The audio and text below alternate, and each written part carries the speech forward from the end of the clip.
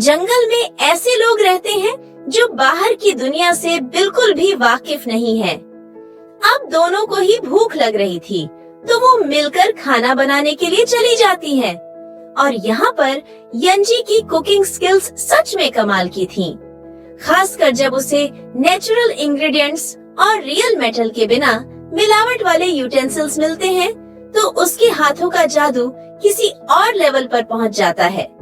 लेकिन उसे थोड़ी कमी महसूस होती है, तो अपनी पॉकेट से अपनी फेवरेट सीजनिंग निकालकर खाना उसमें ऐड कर देती है और इससे खाने का मजा 2 गुना हो जाता है। खुशबू भी इतनी लाजवाब थी कि इसे सूंघते ही किंग की भूख और प्यास दोनों एकदम बढ़ जाती हैं। पर किंग नखरेबाज था।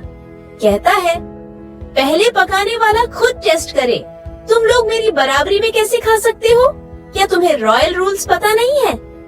यंजी मुस्कुराते हुए कहती है, बकवास बंद करो, और फिर उसे फीड करने लगती है, क्योंकि उसके हाथ बंधे हुए थे। इतने में लड़की गिलगम बोलती है, कपड़ों से काफी ऊंचे दर्जे का लगता है, मैं इसके बराबर में कैसे खाना खा सकती हूँ? लेकिन जियंजी का फोकस सिर्फ और सिर्फ खाने पर था। पहले तो खाने को बहुत स्पाइसी लगता है, लेकिन बाद में मजा ऐसा आता है कि उनके हाथ भी नहीं रुक रहे थे। यंजी जो प्यार से उन्हें खाना खिला रही थी और उसके हाथ का टेस्ट, यह सब जीन को बचपन की याद दिला देता है। उसकी माँ भी इसी तरह प्यार से खाना खिलाती थी।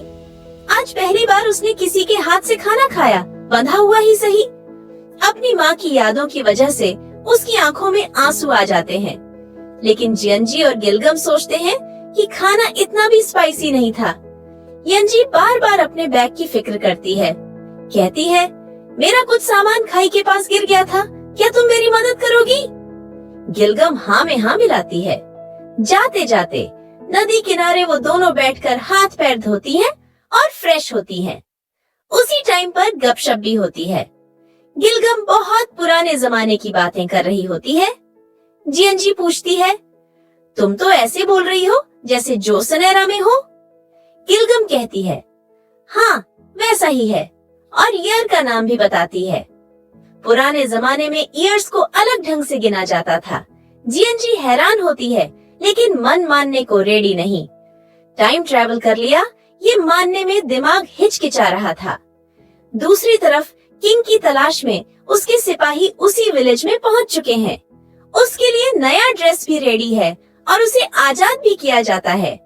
किंग ऑर्डर देता है कि गुस्ताख लड़की जिसने मेरा अपमान किया, उसे जल्द पकड़ो। ली हान अपने सैनिकों के साथ यंजी की तलाश में है। वहीं यंजी को कुछ सिपाहियों का काफिला दिखाई देता है। मदद करने की कोशिश करती है, पर गिलगम रोक देती है। तुम पागल हो क्या? यहाँ पर पकड़ने पर सबको बंदी बना लिया जाता है। पहले तो यंजी हैरान थी कि ये सब क्या चल रहा है। अब उसे छुपना भी पड़ता है, लेकिन ज्यादा देर तक छुप नहीं पाती। राजा के सैनिक तो आगे निकल जाते हैं, लेकिन बाद में गवर्नर के आदमी आ जाते हैं और उसे पकड़ लेते हैं। यंजी को अब रियलाइज होता है कि वो वाकई टाइम ट्रैवल कर चुकी है। वो चीखती चिल्लाती है, शोर मचाती है, लेकिन हाथ पैर बांधकर कैद कर दी जाती है। सोचती है, पहले मैं सेलिब्रिटी शेफ बनने वाली थी, अब जॉसन डायनेस्टी में कैदी बन गई हूँ। ली हान अपने सैनिकों के साथ यंजी की गिरी हुई चीज पाता है। उसे समझ आता है कि यंजी कहीं दूर नहीं गई, बल्कि गवर्नर के लोगों के हाथों पकड़ी गई है। उसके बाद कैदी लड़कियों को 2 ग्रुप्स में बांटा जाता है, यंग और सुंदर लड़कियां और बाकी जिनकी उम्र ढल चुकी थी।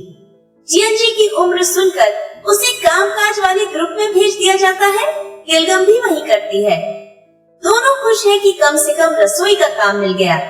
यंजी रसोई में आती है, सारे नेचुरल इंग्रेडिएंट्स चेक करती है और डिसाइड करती है कि स्टेक बनाएगी।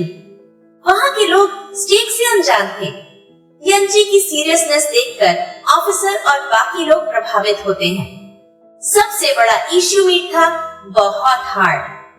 यंजी अपने सालों के एक्सपीरियंस और कुलिनरी स्टडीज का इस्तेमाल करती है। मीडियम आंच पर मीट को अच्छे से कुक करती है।